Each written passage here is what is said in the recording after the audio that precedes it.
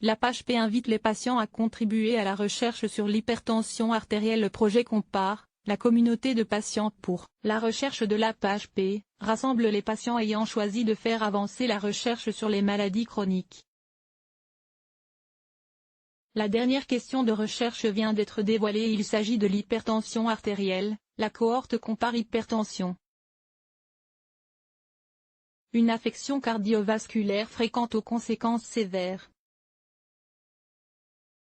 Après l'endométriose, le diabète, le vitiligo ou encore les lombalgies chroniques, l'APHP, l'Assistance publique Hôpitaux de Paris, invite les patients souffrant d'hypertension artérielle à témoigner. Dans le cadre de son projet Compare, la communauté de patients pour la recherche de l'APHP lance en effet un grand projet de recherche sur l'hypertension artérielle, la cohorte Compare hypertension, et appelle l'ensemble des patients suivis pour cette pathologie à y participer. Piloté par un spécialiste du service d'hypertension artérielle de l'Hôtel-Dieu APHP, le projet de cette plateforme collaborative vise à réunir plus de 10 000 patients suivis, partout en France, pour hypertension. Cette cohorte doit permettre d'apporter des réponses pour traiter cette maladie très fréquente mais insuffisamment prise en charge en France. L'hypertension artérielle correspond à une augmentation anormale de la pression du sang sur la paroi des artères. Il s'agit de la maladie chronique la plus fréquente en France. Elle semble anodine car elle est généralement silencieuse, mais elle constitue lorsqu'elle n'est pas contrôlée l'une des principales causes de complications cardiovasculaires, cérébrovasculaires ou neurodégénératives, précise l'INSERM. La Fédération française de cardiologie estime quant à elle que 10 millions d'hypertendus sont traités, mais que 4 millions de personnes ne sont pas dépistées.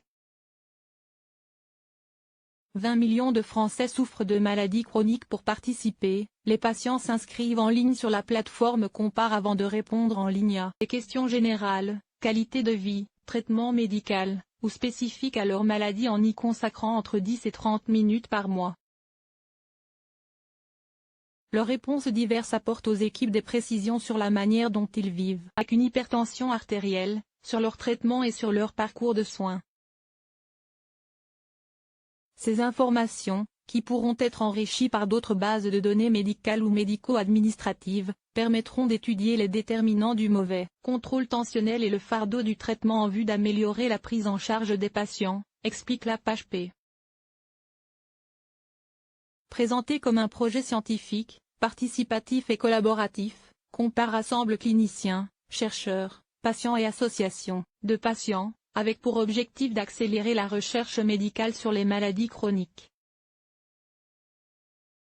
soit des affections de longue durée qui, en règle générale, évoluent lentement, cardiopathie, AVC, cancer, affections respiratoires chroniques, diabète. En France, 20 millions de personnes sont affectées et en Europe occidentale, 40 à 60% des adultes sont suivis pour une ou plusieurs maladies chroniques.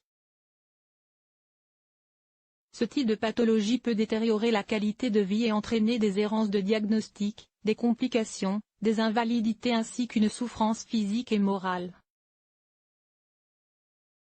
Déjà des pistes pour améliorer les consultations médicales. L'Organisation mondiale de la santé indique que celles-ci sont responsables de 63% des décès dans le monde, faisant des maladies chroniques la toute première cause de mortalité dans le monde.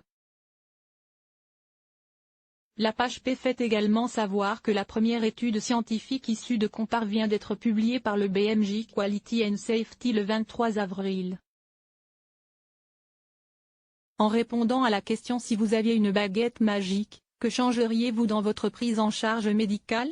Plus de 1600 patients suivis pour des maladies chroniques ont proposé 3600 idées classées en 150 axes d'amélioration en ce qui concerne les domaines des consultations, de l'hôpital et du système de santé en général. Parmi les 1701 idées d'amélioration des consultations, la plupart portaient sur la qualité des échanges entre médecins et patients, sur l'information des patients sur leur prise en charge, et sur l'adaptation du traitement du patient en fonction de ses préférences et du contexte. Les patients ont aussi proposé 928 idées pour améliorer l'hôpital, afin par exemple de faciliter le parcours du patient et de mieux coordonner la prise en charge.